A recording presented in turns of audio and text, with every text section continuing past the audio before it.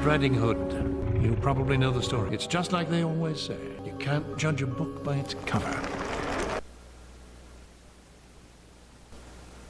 You're still mid. Ah, yes. Hoodwinked. This movie takes me back.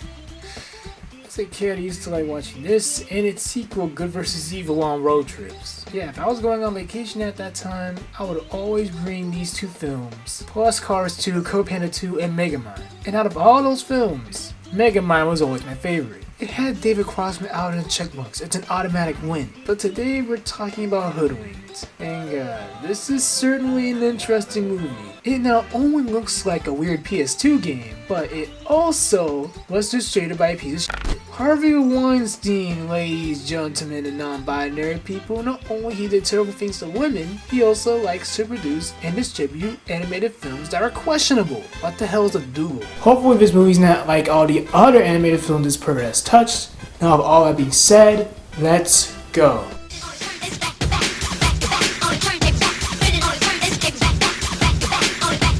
Before we get right into the review, we have to talk about the film's production. I don't know if you know, but this shit was originally made as an indie film. The film Hoodwinked was created by Corey Edwards, his brother Todd Edwards, and Tony Leach. Produced independently by Commerical Entertainment and was animated in the mother country, the Philippines. Yeah, that's right. The Philippines blessed us with a sick-ass animation, and I wouldn't have it any other way. The film was conceived as a retelling of the story of Red Riding Hood because it was one of the few fairy tales that Disney didn't do. Yet, whilst the film was inspired by movies like Pulp Fiction, One World One, and Memento, while trying to distance itself from Shrek, with Hoodwinked having more of a family-friendly sense of humor and lack of satire, which was refreshing at the time because this was made in the era of parody movies. Then near the end of the movie's production, they tried to find a distributor, and eventually they found a distributor, and he was a piece of shit. At this point, the animation and voice acting was finished and screened at the Cannes Film Festival. When Weinstein and his brother heard about the film, they loved the idea of the movie because at the time they loved Disney and they wanted to be like, we can make animated films too. If only they were good at it though. And because this was the Weinsteins, they replaced some of the voice actors with more famous actors so they can make more money in the box office. And Weinstein told director Corey Edwards to trim down the film so it could have better pacing, which worked out in the end because Edwards felt that the first 20 minutes of the original version were a drag. But replacing the original voice actors is just messed up because they originally got Tara Strong playing Red. To be honest, I don't mind the celebrity voice cast, but a version of the film with Tara Strong as Red sounds interesting. Fortunately, they kept Patrick Warburton as the Wolf, Corey Edwards as Twitchy, and David Ugadin Steers as Nicky Flippers. But as for Tara Strong and Tom Kenny, they kept the roles as Zora and Tommy respectively. But Edwards was disappointed with the recasting because the original voice actors other than Warburton, Steers, and himself wouldn't get credit for improvising some of their lines because the new voice actors had to redub what the original not so famous voice cast had done, word for word with the same tone, which makes you wonder what the original version of the film would have been like, and if it would have done well without the famous voice cast. Now with all that out of the way, let's get into the review. I don't know if it's the nostalgia, but watching this for the first time in years, it's just amazing. The movie, despite the animation looking a bit weird at times, is actually pretty good. Pretty much the plot of these movies that set after the aftermath of the Red Riding Hood story. And which version, you may ask? The version where the wolf doesn't eat the grandma. The police, with the help of Nicky Flippers, interrogate the suspects, being that they might be linked to the theft of stolen recipes, aka the Goodie Bandit. This name makes no sense. The recipes are being stolen, not the goodies themselves. But yet again, recipe stealer doesn't really have a ring to it either. Yeah, pretty much in the first half of the movie is Nicky Flippers interrogating the four suspects to see if any of them are connected or is the Goodie Bandit. And the way they show the character stories is nicely done. It's similar to Sonic Adventure 2 with one part of the movie being dedicated to one of the four characters, except for the beginning and end, of the ending being a final showdown with the Goodie Bandit. Yeah, that's right, I'm comparing Hoodwinked to Sonic Adventure. Who wouldn't? No time to talk now. We need to find Amy. You're right, my friend. So here we go!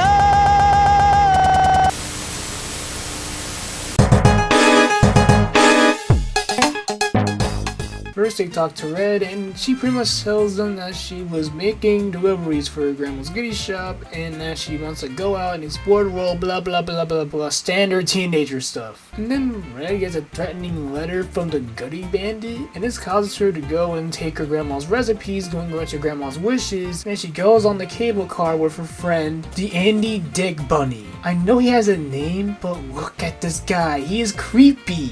Same thing with the bunny. Then Red falls out of the cable car, and she survives this because this is a children's movie. Then the big bad wolf shows up and asks Red some questions, as Red is scared, understandably so, because he is a wolf. Then the wolf scares Red and chases her down the forest. Then Red leads him to a cliff where he falls into a river. Then after that she meets a singing goat, who is the best character in this movie. Open balls and he got horns to hold his keys. If he has horns for that, that means he has horns to kill a guy and horns to hold a building. Now he's singing his song, the goat opens up a trap door, transporting him and Red to one of the mine carts. And an avalanche happens, and then they fall and almost get hurt. But then the ghost of the grandma shows up to tell Red to use her hood, and this works, I guess. Then Red gets to her grandma's house, and you know the rest. Whoa, what big hands you have. And what big ears you have. What bad breath you have. To be honest, I don't really like Red. I think it's mainly because I watched so many movies about teenagers wanting to go on adventures and stuff that Red as a protagonist doesn't really have that much personality to me. We would end up finding out in Wolf's story that she can fight, but fighting is not a personality trait. The only good thing about her character is that she's voiced by Anne Hathaway from other childhood classics like The Princess Diaries and Ella Enchanted and Rio. And to be honest, the reason why I don't outright hate Red is because she's played by Ella freaking Enchanted. And if you know me, you would know that I love Ella Enchanted. You're next. I'm taking Granny down, and you're next.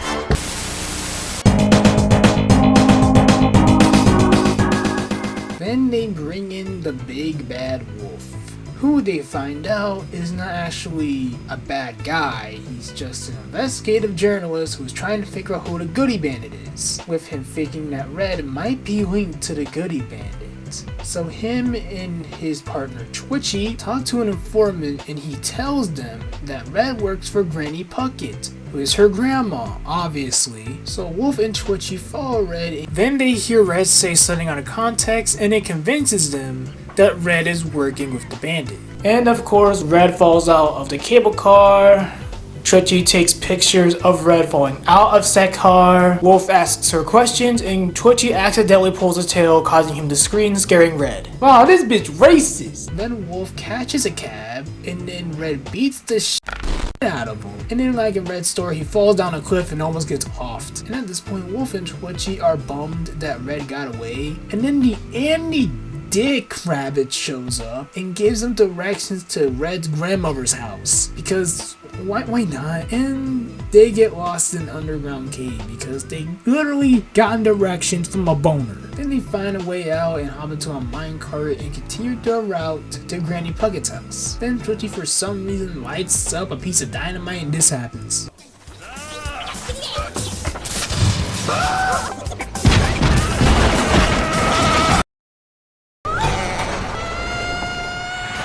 And now Wolf and Twitchy finally make it to Granny Puckett's house, just for her to not be there. But fortunately, the wolf finds a Granny Puckett costume because for some reason she has random merchandise running around. Wow, Granny, you really have that much of an ego? Jesus Christ. Then of course Red shows up, Wolf hides Twitchy in the closet, and in the closet, Granny Puckett is tied up. And this makes the police pissed because it doesn't make sense. But it will later on. Honestly, Wolf's story is a little bit messed up. To be honest, I can understand Red reacting the way she did, but at the same time, she literally almost committed murder. Plus, Twitchy lighting up a piece of dynamite is the stupidest thing that a comic relief sidekick would ever do, and it's hilarious. I honestly like Twitchy. He's cute and he tries his best to communicate with others, despite the fact that he literally talks faster than JoJo Siwa if she had crack. Plus, the wolf is one of the most iconic characters in this movie.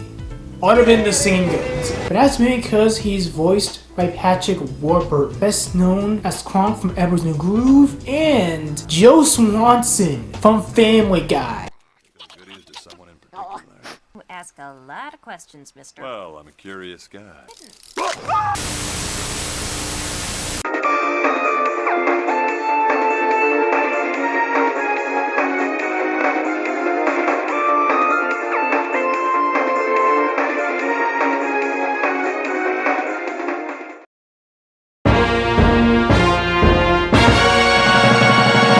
Let's move on to the Woodsman story, whose name is actually Kirk, and he's not actually a woodsman at all. He's just an actor trying to prepare for his big break, playing a woodsman in a commercial for Paul's Bunion Cream. And at first he fucks up his audition, causing him to go back to work selling schnitzels in a food truck to the most disgusting children I've ever seen. Mommy, I want a schnitzel stick! To be honest, I know the animation's dated, but I like it regardless, and at least it's not Rhapsody Street Kids. Little angels are doing just fine.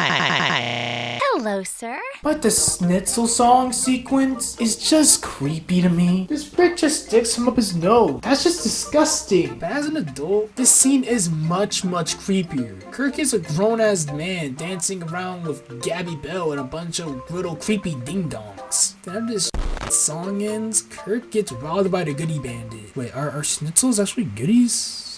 I don't know. Someone please tell me in the comments to actually consider goodies, because I don't really know what schnitzels are. Then Andy Dick shows up again because of something that happens later. I do not want to spoil this for you. It's very obvious what it is. Then Kirk gets a call from Gex telling him that the people of Paul's Bunion Cream liked his tape, and he gets a call back. And Gex tells him to go out and be a woodsman by cutting down some trees as practice. And Kirk takes this advice too far and cuts down too many trees. I had done it! I had found the little woodsman inside of me! Then Kirk finds a big giant tree and tries to cut it down, but it ends up breaking off and runs down a hill with Kirk, and this causes Kirk to be thrown into Granny Puckett's house, and he is shocked to see the old lady tied up and the wolf in the grandmother costume. And to be honest, if I walked into any place and saw this type of shit happening, I would freak out too. To be honest, Kirk is my least favorite main character because I don't think he's as interesting as Red or Wolf.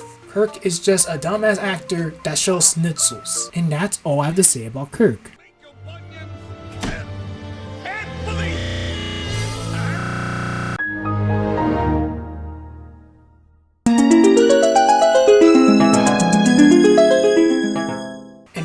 The police get to talk to Granny Puckett, and at this point in the film, Granny Puckett has been seen as nothing but an helpless old bat. Then one of the police officers finds something that no one would expect that she would hide, with that something being trophies and medals for extreme sports. Yeah, she's not the Goodie Bandit. She's actually secretly a badass. It actually turned out when Red was on her way to her house, she was at a skiing competition of Kevin Michael Richardson, some Fox, and Pingu. Okay, I know that's not Pingu, but what am I supposed to call him? Steve? Also, Andy Dick makes a cameo in this story for some reason too. Then they get ready to race with these ugly ass rejected PS2 characters. What's wrong with this guy? He looks like Zac Efron when he broke his jaw. And then the race starts, and I don't know if you can tell, Zac Efron and the rest of those PS2 shits are the bad guys. And they knocked out everyone one by one, including Kevin Michael Richardson. And this pisses off Granny, because they wiped out one of the greatest voice actors of all time. So she strikes back, and Zac Efron gains the upper hand. Alright, we were hired by the bandit. Again, because it's a children's film, Granny lives, and she decides to plant explosives on the mountain because why not? She's a badass. Ice Time Zone's probably one of her favorite Sonic levels, and obviously this causes an avalanche. An avalanche. Coming in, I do not feel prepared. Mountain showing us who's boss. Then Zac Efron and those ugly PS2 characters get hit by the avalanche, and Granny Puckett wins the competition like the badass she is. Then she hang glide tone and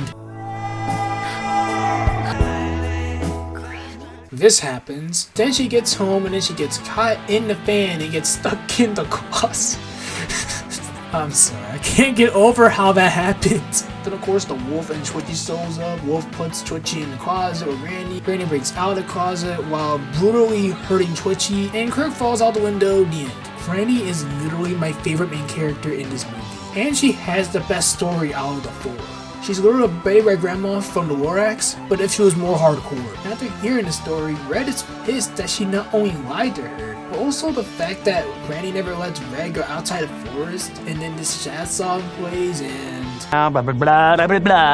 Now, if everyone's story being told, Nicky Flippers figures out who the Goody Bandit is, and it's someone that appeared in all these stories.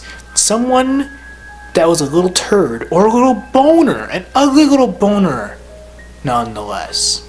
And we all know who it is, because it's very, very obvious that the Goody Bandit was Andy freaking Dick! To be honest, as an adult, it's very obvious. As a kid, you would never expect a little wiener to be the bandit. Plus, it's also obvious because Andy Dick is also not a good person in real life.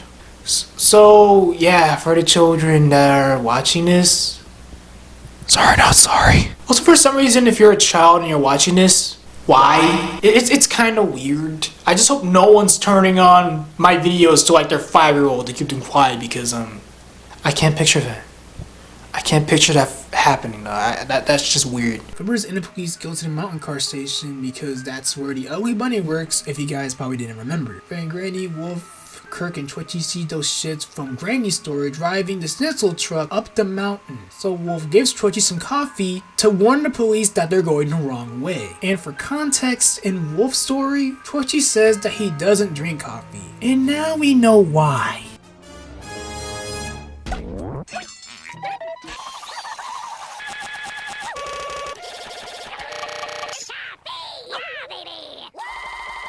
Go get him, boy.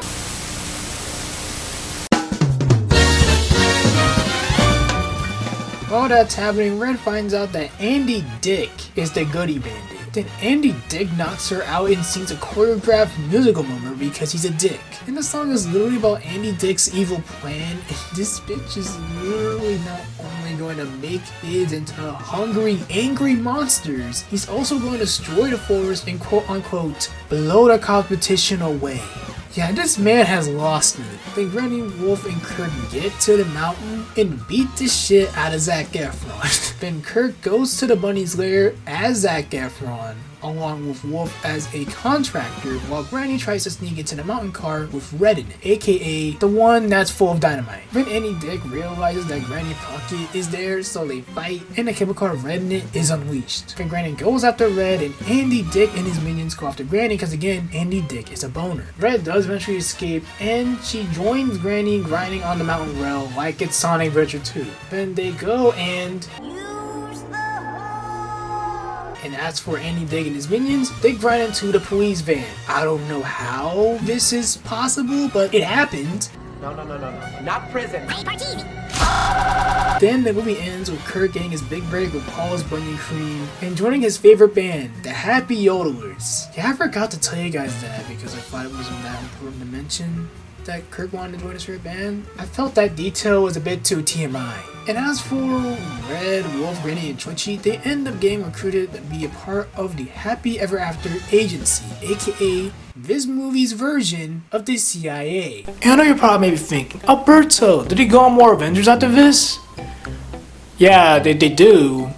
But spoiler alert, that is a story for a different video. The ending is okay, I guess, and that's pretty much how I would describe the film. It's honestly a fun watch, but I think it's just a nostalgia talking. If you never watched this film as a kid like me, you probably wouldn't like it as much as I do. You would probably like the A-list cast, and that's it. I think the story is good, and that the voice acting was great, except for Andy Dick. All he was doing is playing himself.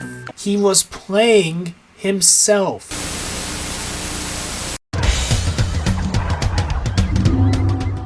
Yeah, back in the day, or hell even now, Hoodwinked gets compared to Shrek a lot.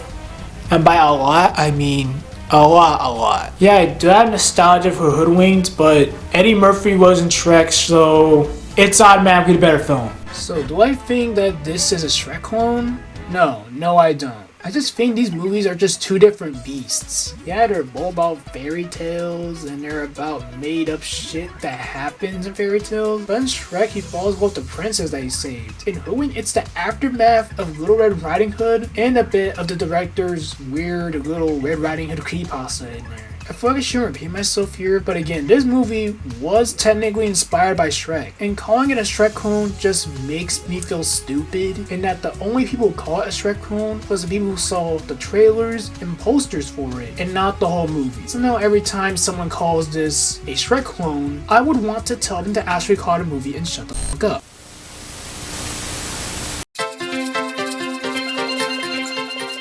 Also, another thing I want to talk about is the movie soundtrack. And one of the reasons why I watched this as a kid was mainly because of the soundtrack. Yeah, sure, it sounds like a Shrek's, but it's still good nonetheless. For a movie with $8 million budget, the music just slaps here. Except for... Loser nerd, bitch. All the original songs here were written by one of the writers, Todd Edwards. While the song Boy Your House Down was written by Eli Bundia for his band The Pupil, a Filipino rock band that was popular in the Philippines. Wait, how many connections to the mother country does this movie have? Anyways, the soundtrack is like Adventure 2 with the music changing to reflect the character's story, which makes the movie 10 times better. Also, did you know the writers Todd and Corey Edwards sung some of the songs in the movie? I have nothing to say about that. I just thought it was a really interesting did you know fact about the music and movie. Honestly, the best parts of the soundtrack were mainly from Wolf's and Granny's story. Two of the best stories having two of the best soundtracks. That is ironic. And yeah, the soundtrack for Red Story was good too because of singing goats, but Wolf and Granny have more of a badass soundtrack than Kirk. His soundtrack was. It exists. Other than the Schnitzels song, the music here has a more of a Hollywood type feel. I honestly feel that's just my own personal bias here, but I think Kurt's soundtrack is generic compared to everyone else's. The soundtrack for the beginning and final act are on the same level as the night stage from Sonic Unleashed. And for the people who haven't played that game, the night stage music feels like something from old detective movie. And that's all I gotta say about this film. And it's such a shame it never got a sequel. And it's such a shame that it never got a good sequel. Also comment if you like this film or not, because if you hate this movie, there's probably something wrong with you. I'll probably never understand you.